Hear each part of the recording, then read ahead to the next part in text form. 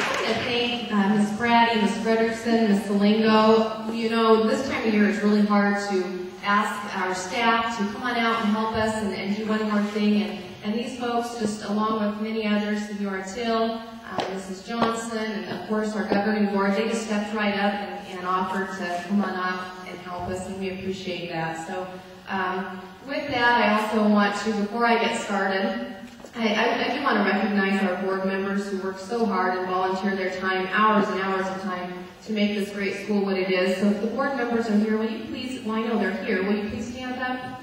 Give them a hand, please.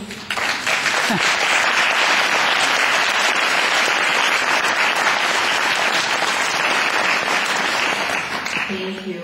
Our staff members also, through good times and hard times and challenging times, they work so hard and they keep a smile on their face, and they show up every day here for the students, and everything we do is for the students. And so staff, stand up, please.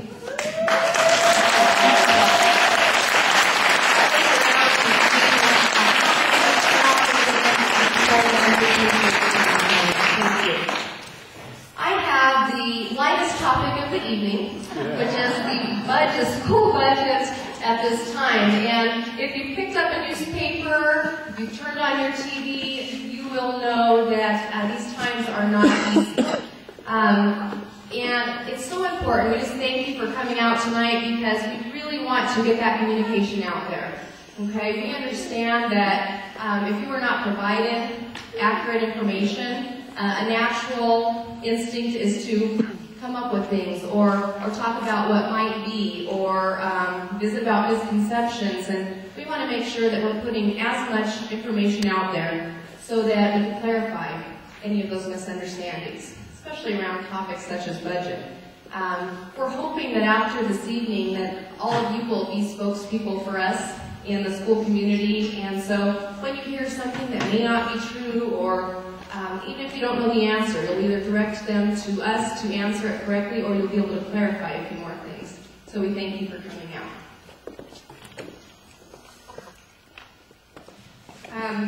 As I say here, to boldly go where no one's gone before. The state cuts in education are unprecedented. During the last 2 years, we've lost 10 years of funding, bringing our budget all the way back down to where it was in 2001. And so when you see it like that, it's quite a dramatic change. But with that, we've experienced increases in every area. Okay, we have a staffing matrix, and so staff continue to grow on that matrix until the last few years, and everyone's been frozen for a while. But so salaries have increased. We know insurances have increased. Gas, electric, all of those things have increased, but yet our budget is down 10 years. So just to give you an idea of where we are and where we're going to go from here. A lot of this is going to be numbers and probably be somewhat boring and dry, but I do want to be completely transparent. So you're going to see those numbers, and we'll go through them briefly, but then I'll be sitting at the back of the room, and we'll be able to answer any specific questions you have that maybe I didn't answer here. Okay? So you know this is not just a Mountain View problem or a Canyon City problem. The state has cut a lot of money, and we're going to get to that specifically. But some of the typical cuts you're seeing, you're reading about in the newspaper, you're seeing on the news, come in the form of programs, foreign language, music, just chops, you know. Many schools are increasing class sizes to 35 or higher. We've seen districts who cut out transportation completely. And these are big districts where kids live far and not small communities. Teacher assistants. I don't know of another school that has full-time teacher assistants in every classroom, but even the help for special needs and all of the things, those are being cut and reduced as much as possible. Technology is being reduced at a time where we need to increase technology to keep up with our kids. Professional development, which we know as best practice is so important, is being eliminated. And of course, everyone's having to increase activities, sports fees, any fees out there possible to maintain. We've even seen schools who've reduced their hours or cut days in the school calendar and said, we can afford to operate through April, and that's as many days as the state requires, and so we'll finish at that point. This kind of summarizes a little bit what it means for us. The state has spent more than $6 million in education funding in the last 3 years. This year's predicted number at this point is about $250 million. Our district alone has cut $3.8 million in the last 3 years. And our school, our very small school and a very small budget, has cut over $250,000 in the last 3 years.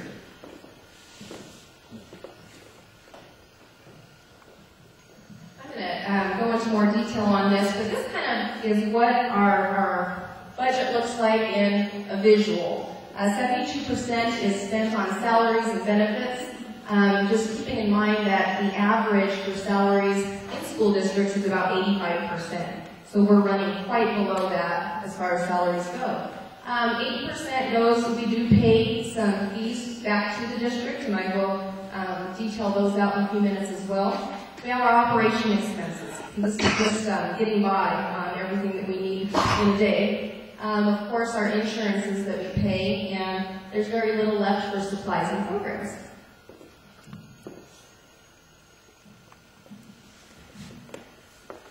This is going to be basically what our budget looks like in the year coming. About $1.4 million is our total operating revenue, which sounds like a lot of money when you first hear that. And then we're going to break down and see that our lease costs us $201,000 a year.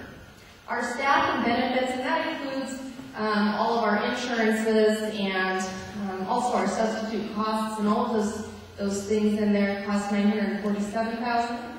And again, I put there that our Mountain View teachers earn about 5% less than the Canyon City School District teachers. And we try really hard to maintain that because we have exceptional teachers. Most are master level teachers with a lot of experience, and many have been here for many years, and it's not for the money.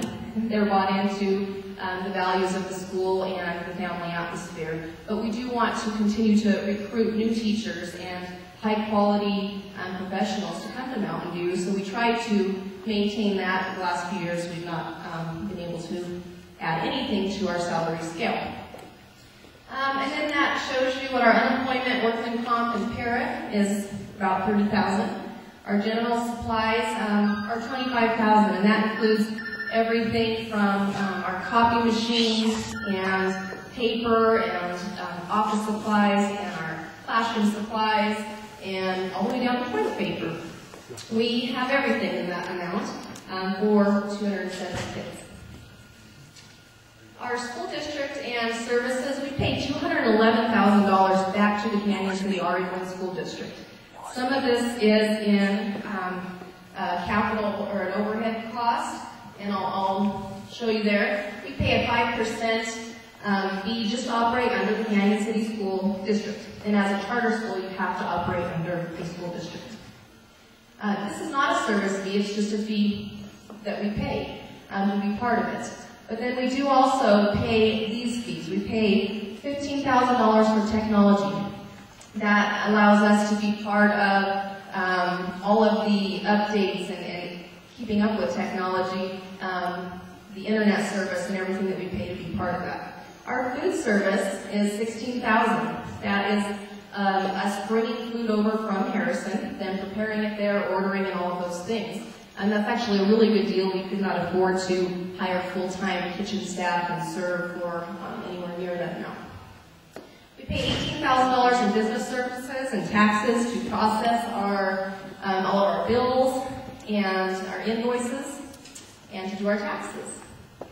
And then the big one is we pay $96,000, that fluctuates every year a little bit, for special education services and the insurance that covers anything that can come along with that. That's speech, that's occupational therapy, physical therapy, special education, all of those programs.